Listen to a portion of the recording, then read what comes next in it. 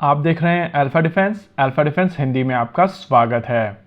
कल ministry of defence की तरफ से 97 यूनिट LCA मार्क 1 का ऑर्डर अप्रूव कर दिया गया था। इस ऑर्डर के बाद में टोटल तेजस का नंबर 222 का हो गया है, लेकिन फिर भी इस पॉइंट ऑफ टाइम पर बहुत सारे लोगों के कुछ डाउट्स हैं कि क्या HAL इस ऑर्डर को एग्जीक्यूट कर पाएगा या नहीं। ये सभी डाउट राइट फेथ में है और इस तरीके के डाउट होने भी चाहिए। देखिए, हम में से ज्यादातर लोग चाहते हैं कि भारतीय वायुसेना को सही समय पर सही हथियार मिले ताकि वो देश की रक्षा कर सके। जैसे कि मेरा मानना है कि भारतीय वायुसेना के पास में ऐसे फाइटर जेट्स होने चाहिए जो अगर मारकर गिरा भी दिए जाते हैं तो आपकी इंडस्ट्री के पास में कैपेसिटी होनी चाहिए उनको दोबारा बनाने की, और युद्ध के दौरान आपकी इंडस्ट्री इन फाइटर जेट्स को बनाते रह सके। वहीं पर मेरी ही टीम में बहुत सारे ऐसे लोग हैं जिनका मानना है कि अगर अभी भारत का फाइटर जेट बनकर तैयार नहीं है तो बाहर से फाइटर जेट अक्वायर करने में कोई बुराई नहीं। ओवरऑल थॉट प्रोसेस कुछ भी हो, लेकिन सभी चाहते हैं कि भारतीय वायुसेना की स्ट्रेंथ बढ़े। हाँ, कई लोगों के HAL को लेकर रिजर्वेशन जरूर है, लेकिन हम लोग जब तेजस को देखते हैं तो हम लोग केवल HAL नहीं देखते हैं, बल्कि ये सारे वेंडर्स जिनको अभी आपकी स्क्रीन के ऊपर लिस्ट किया गया है इनको देखते हैं। ये जो कैपेसिटी इस समय इन कंपनीज में बन रही है वो केवल तेजस तक सीमित नहीं रहेगी, बल्कि आने वाले सभी फ्यूचर प्रोजेक्ट्स को बेनिफिट करेगी, और एग्जैक्टली इसी को इकोसिस्टम डेवलपमेंट कहा जाता है। बाहर से जब कोई फाइटर जेट खरीदा जाता है तो ये चीज नहीं बनती है, और एक्चुअल कैपेसिटी डेवलपमेंट के लिए ये चीज सबसे ज्यादा जरूरी। कल की ये 97 LCA मार्क 1 की डील भारत के लिए एक बहुत बड़ा डेवलपमेंट है, और इन टियर 2 सप्लायर्स को ये और ज्यादा अपॉर्चुनिटी देगा ताकि वो चीजों को एक स्टेप और ज्यादा ऊपर ले जा सके। अब अगर देश में इस तरीके का इकोसिस्टम बनेगा तो वो इंपोर्ट्स के लिए अच्छा नहीं है, और एग्जैक्टली इसी चीज को ध्यान में देते हुए भारत में एक टूल किट रिलीज की गई है। वैसे अब तक आप में से ज्यादातर लोग टूल किट को समझने लगे होंगे, क्योंकि भारत में पॉलिटिकल सेगमेंट में ये टूल किट कई बार एक्सपोज हो चुकी है, और ये चीज हम लोग कई बार देखते आए हैं कि पॉलिटिकल नेताओं की तरफ से कई बार मिस्टेक्स की गई हैं, जिसके चलते उनकी टूल किट एक्सपोज हुई है। जैसे कि इंस्ट्रक्शंस को भी साथ में पेश कर देना।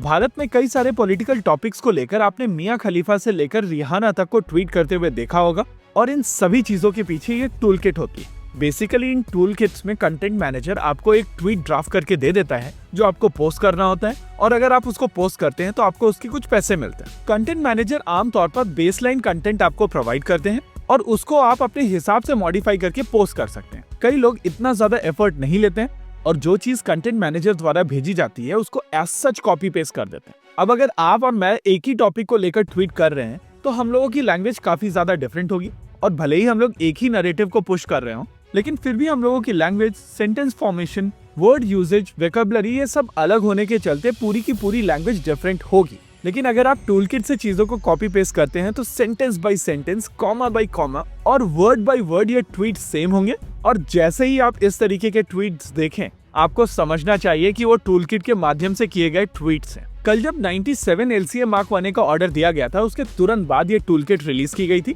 और बहुत सारे लोगों ने HAL को लेकर क्वेश्चंस उठाए थे। इनमें से कुछ क्वेश्चंस जेन्युइन थे क्योंकि वो लोग सॉल्यूशंस चाह रहे थे, लेकिन ज्यादातर क्वेश्चन एक स्पेसिफिक कंपनी के फेवर में जाकर HAL को टारगेट करने की कोशिश थे। इसी बीच संदीप ने जो डिस्कवरी की है वो अभी आप अपनी स्क्रीन के ऊपर देख सकते हैं, और यहाँ पर दो अलग अलग लोग एग्जैक्टली सेम चीज लिख रहे हैं, जो साफ दिखाता है कि यहाँ पर एक टूल किट इशू की गई है, और उसका प्रयोग करते हुए लोग यहाँ पर LCA तेजस मार्क 1 को टारगेट करने की कोशिश कर रहे हैं। देखिए, ये चीज हम सभी जानते हैं कि अगर LCA तेजस मार्क 1 और LCA तेजस मार्क 2 प्रोग्राम पूरी तरीके से एग्जीक्यूट हो जाते हैं तो बहुत सारे इंपोर्ट्स के लिए दरवाजा भारत में बंद हो जाएगा, और अगर बाहर से एक्वायर किए जाने वाले केवल 114 एयरक्राफ्ट 30 से 40 बिलियन डॉलर की लागत में खरीदे जाएंगे, तो इमेजिन कीजिए कि किस तरीके का बिजनेस है और किस तरीके की टूल किट वो लोग अफोर्ड कर सकते हैं।